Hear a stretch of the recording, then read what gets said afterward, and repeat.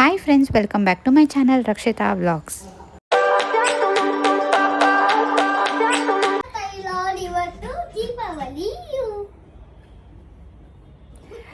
ಈಗ ದೀಪಾವಳಿ ಹಬ್ಬ ಮನೆಯಲ್ಲೆಲ್ಲ ಪೂಜೆ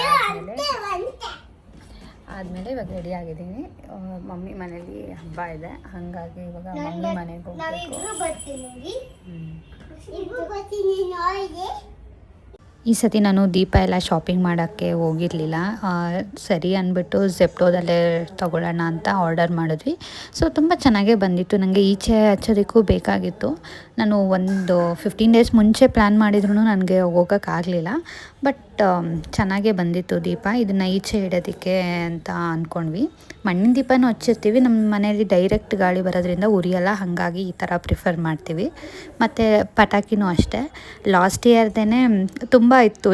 ಮಕ್ಕಳಿಗೆ ಹೋದ ಸತಿ ಅಷ್ಟು ಎಕ್ಸೈಟ್ಮೆಂಟ್ ಇರಲಿಲ್ಲ, ಜಸ್ಟ್ ನೋಡ್ತಾಯಿದ್ರು. ಅದೇ ದಿಹಾನ್ಗೆ ಈ ಸತಿ ತುಂಬ ಇಂಟ್ರೆಸ್ಟ್ ಇರೋದ್ರಿಂದ ಲಾಸ್ಟ್ ಇಯರ್ ಎಷ್ಟೊಂದು ಪಟಾಕಿ ನಾವು ಎತ್ತಿಟ್ಟಿದ್ವಿ. ಸೊ ಇದನ್ನು ಲಾಸ್ಟ್ ಇಯರ್ದೆಲ್ಲ ಎತ್ತಿಟ್ಟಿರೋದನ್ನೆಲ್ಲ ಓಪನ್ ಮಾಡಿ ನೋಡ್ತಾ ಇದ್ದೀವಿ. ಈ ಸತಿ ಏನು ಪಟಾಕಿ ಶಾಪಿಂಗ್ ಎಲ್ಲ ಏನೂ ಇಲ್ಲ. ಹೋದ ವರ್ಷದೇ ಎಷ್ಟೊಂದಿತ್ತು. ಮತ್ತು ಇನ್ನೊಂದು ದಿವಸನೇ ಇದೆಲ್ಲ ಪ್ರಿಪೇರ್ ಮಾಡ್ಕೊಂಡಿದ್ವಿ. ಹೂವು ಎಲ್ಲ ಕಟ್ಟಿ ಸೋಮವಾರ ಆಗಿರೋದ್ರಿಂದ, ಮತ್ತು ಹಬ್ಬನೂ ಸೋಮವಾರನೇ ಬರ್ತಾ ಇದೆಯಲ್ಲ, ಮಂಡೇ ಟ್ಯೂಸ್ಡೇ 2 ದಿವಸನೂ ಇರುತ್ತೆ. ಹಾಗಾಗಿ ನಾನು ನಮ್ಮ ಅತ್ತೆ ಇಬ್ಬರು ಹೂವು ಕಟ್ತಾಯಿದ್ವಿ. ನಾನು ಮಂಡೇ ಯೂಶ್ವಲಾಗಿ ಸ್ವಲ್ಪ ಸ್ಪೆಷಲಾಗೇ ಡೆಕೋರೇಷನ್ ಆ ಥರ ಎಲ್ಲ ಮಾಡ್ತಾಯಿರ್ತೀನಿ. ಈ ಸತಿ ವೈಟ್ ವಿತ್ ಪರ್ಪಲ್ ಕಾಂಬಿನೇಷನಲ್ಲಿ ಮಾಡಿದ್ದೆ. ತುಂಬಾ ಚೆನ್ನಾಗಿ ಬಂದಿತ್ತು. ಫಸ್ಟ್ ಹಿಂದಿನ ದಿವಸ ಅಂದ್ಕೊಂಡಿದ್ದೆ ಯಾವ ಥರ ಏನು ಅಂತ. ತಂದಾದಮೇಲೆ ನಾನು ಡಿಸೈಡ್ ಮಾಡೋದು. ಫಸ್ಟೇ ಪ್ರಿಪೇರ್ ಮಾಡಿ ತೊಗೊಳ್ಳಲ್ಲ, ತಂದಾದಮೇಲೆ ಡಿಸೈಡ್ ಮಾಡಿ ನಾನು ಅರೇಂಜ್ ಮಾಡಿ ಮಾಡೋದು. ಅದಾದಮೇಲೆ ಮಮ್ಮಿ ಮನೇಲಿ ಹಬ್ಬ ಇತ್ತು. ಮಮ್ಮಿ ಮನೇಲಿ ಮಂಡೇ ಸಾಯಂಕಾಲ ಇದ್ದಿದ್ದು. ಮನೇಲೆಲ್ಲ ಇಲ್ಲಿ ಪೂಜೆ ಮುಗಿಸ್ಬಿಟ್ಟು ಇವಾಗ ಮಮ್ಮಿ ಮನೆಗೆ ಹೋದ್ವಿ. ಅಷ್ಟೊತ್ತಿಗೆ ಇಂಚರ ನಮ್ಮ ಅತ್ತೆ ಅವರೆಲ್ಲ ಸೇರಿಕೊಂಡು ಮಮ್ಮಿ ಎಲ್ಲ ಕಜ್ಜಾಯ ಸುಡ್ತಾಯಿದ್ರು. ಫಸ್ಟು ಕೊಡೋರಿಗೆಲ್ಲ ಸುಡ್ತಾಯಿದ್ರು. ಅದಾದಮೇಲೆ ನಮ್ಮದು ಬಿಸಿ ನೋವಿರೋದ್ರಿಂದ ತಿರ್ಗಾ ಸಾಯಂಕಾಲ ಹಾಗೆ ಮಾಡಿ ಹಾಗೆ ಪೂಜೆ ಮಾಡೋದು. ಯೂಶ್ವಲಿ ಇವಾಗ ನನ್ನ ತಂಗಿ ಅವ್ರಿಗೂ ಹಬ್ಬ ಇರೋದ್ರಿಂದ ಅವಳು ಬರೋಲ್ಲ. ನಮ್ಮ ಮನೇಲಿ ಇಲ್ಲಿ ದೀಪಾವಳಿ ಹಬ್ಬ ಇಲ್ಲ, ಹಾಗಾಗಿ ನಾನು ನಮ್ಮ ಅತ್ತೆದಿರು ಎಲ್ಲರೂ ಮಮ್ಮಿ ಮನೆಗೆ ಹಬ್ಬಕ್ಕೆ ಬರೋದು. ಕಜ್ಜಾಯನೂ ತುಂಬ ಚೆನ್ನಾಗಿ ಬಂದಿತ್ತು ಅಂತ ಹೇಳ್ತಾಯಿದ್ರು. ನಾನು ಇದು ಸಪ್ರೇಟಾಗಿ ಎತ್ತಿಟ್ಟಿದ್ರು ದೇವ್ರಿಗೆ, ಅದೆಲ್ಲನೂ ಅದು ಬೇರೆ ಪಾಕ ತೆಗೆದು ಇದು ಕೊಡೋರಿಗೆ ತಿನ್ನೋದಕ್ಕೆ ಅದಕ್ಕೆ ಎಲ್ಲನೂ ಸಪ್ರೇಟಾಗಿ ಮಾಡಿದ್ದು. ಟೇಸ್ಟ್ ಚೆನ್ನಾಗಿತ್ತು, ತುಂಬಾ ಚೆನ್ನಾಗಿ ಬಂದಿತ್ತು. ನಾನು ತಿನ್ನೋದೇ ಒಂದು ಅಷ್ಟೇ ತಿನ್ನೋದು ಮ್ಯಾಕ್ಸಿಮಮ್ ಅಂತಂದರೆ. ಮತ್ತು ಕೆಳಗಡೆ ಎಲ್ಲ ಒಬ್ಬಟ್ಟು, ಮೇಲೆ ಕೆಳಗಡೆ ಅಂತ ಏನಿಲ್ಲ, ಎಲ್ಲ ಆಗುತ್ತೋ ಅಲ್ಲಿ ಮಾಡ್ತಾಯಿರೋದು. ಮೇಲೆ ಪೂಜೆ ಮಾಡೋದ್ರಿಂದ ಜಾಸ್ತಿ ರಿಸ್ಕ್ ಆಗುತ್ತೆ ಅಂದ್ಬಿಟ್ಟು ಕೆಳಗಡೆ ಒಬ್ಬಟ್ಟು ಪಲ್ಯ, ಒಬ್ಬಟ್ಟು ಸಾರು ಅದೆಲ್ಲ ಮಾಡಿದರು. ಆಂಟಿ ಮನೆ, ನಮ್ಮ ಚಿಕ್ಕಮ್ಮ ಮನೇಲಿ ಟ್ಯೂಸ್ಡೇ ಹಬ್ಬ, ಮಮ್ಮಿ ಮನೇಲಿ ಮಂಡೇ ಮಧ್ಯಾಹ್ನ ಅಂದರೆ ಸಾಯಂಕಾಲ 6 ಗಂಟೆಗೆ ಸ್ಟಾರ್ಟ್ ಮಾಡಿದ್ದು. ಅದಕ್ಕೆ ನಮ್ಮ ಚಿಕ್ಕಮ್ಮಗೆ ಮೆಹಂದಿ ಆಗ್ತಾಯಿದೆ. ನಾಳೆ ಹಬ್ಬ ಇರೋದ್ರಿಂದ ಹಾಗೆ ಎಲ್ಲ ಕುತ್ಕೊಂಡಿದ್ವಲ್ಲ, ಏನು ಅರ್ಧ ಅವರೆಲ್ಲ ಒಣಗೋಗ್ಬಿಡುತ್ತೆ.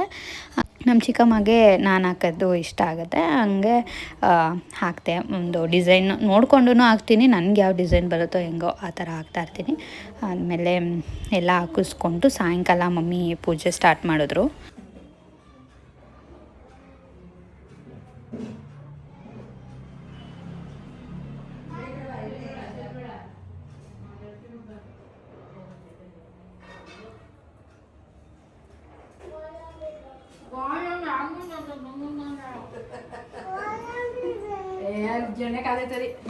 ಏನ್ ತಿನ್ನಿ ಅಂದ್ರೆ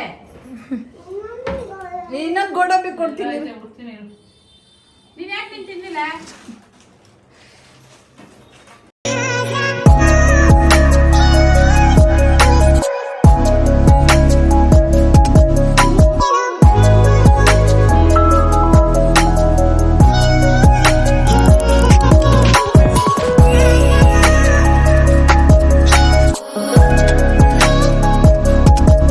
ಒಬ್ಬೊಬ್ಬರು ದೇವಸ್ಥಾನದಲ್ಲೇ ನೋಡ್ಕೊಂಡು ಬರ್ತಾರೆ, ಒಬ್ಬೊಬ್ಬರು ಮನೆಯಲ್ಲೇ ಮಾಡ್ತಾರೆ. ಅಂದರೆ ಒಂದು 3-4 ಥರ ಇರುತ್ತೆ ಅನಿಸುತ್ತೆ. ನಾನು ಯೂಶ್ವಲಿ 2 ಥರ ನೋಡಿರೋದು.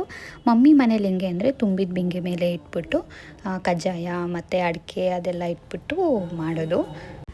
ಒಬ್ಬೊಬ್ಬರು ಮರದಲ್ಲಿ ಇಟ್ಬಿಟ್ಟು ಅದನ್ನು ದೇವಸ್ಥಾನಕ್ಕೆ ತೊಗೊಂಡೋಗಿ ದೇವಸ್ಥಾನದಲ್ಲಿ ನೋಡ್ಕೊಂಬರ್ತಾರೆ. ಮಮ್ಮಿ ಮನೇಲೇ ತಟ್ಟೆ ಮೇಲೆ ಇಟ್ಬಿಟ್ಟು ಈ ಥರ ನೋಮೋದು. ಮತ್ತು ಇವಾಗ 3 ಜನ, ಮಮ್ಮಿ ಮತ್ತು ಡ್ಯಾಡಿ, ಅಜ್ಜಿ 3 ಜನ ಅಷ್ಟೇ ದಾರ ಕಟ್ಕೊಳ್ಳೋದು. ನಮಗೆಲ್ಲರಿಗೂ ಹಬ್ಬ ಇಲ್ವಲ್ಲ, ಹಾಗಾಗಿ ನಾವು ಕಟ್ಕೊಳ್ಳೋ ಥರ ಇರಲ್ಲ. ಇದೆಲ್ಲ ಜಾಸ್ತಿ ರಿಚುವಲ್ಸ್ ಇರೋದ್ರಿಂದ. ಮತ್ತು ಪಟಾಕಿ ಎಲ್ಲ ಮಕ್ಕಳು ಇಲ್ಲೂ ಸ್ವಲ್ಪ ತೊಗೊಂಬಂದಿದ್ರು. ಇಂಚರ, ಫ್ರಿಜ್ಜು ಅವರೆಲ್ಲ ಹೊಡಿತಾ ಇದ್ದಾರೆ. ನಕ್ಷಿತ್ಗೆ ಈ ಸತಿ ಭಯ, ಹಂಗಾಗಿ ದಿಹಾನ್ಗೂ ಹೋದ ವರ್ಷ ಹಂಗೆ ಇತ್ತು. ಈ ವರ್ಷ ಅವನು ಪಟಾಕಿ ಹೊಡೆಯೋದು ಅದೆಲ್ಲ ಮಾಡ್ತಾ ಇದ್ದಾನೆ.